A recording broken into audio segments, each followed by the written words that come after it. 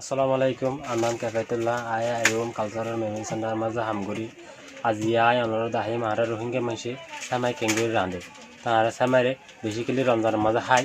এবং এই অনরের ঈদে তো বেশি হাই ফাটিয়ে তো হাই এনে স্বাভাবিক দিনে তো আর সামাইরে রাঁধিয়ে রাখে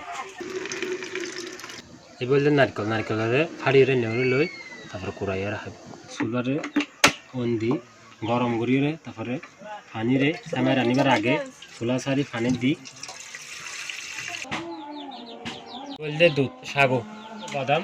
বলতে নাজ্জল বলতে তেজপাতা ইনলদে নুন ইনলদে এলাচি বললে কিরমিশ আগে চিনি দিবা নুন দিবা দুধ দিবা জল দিবা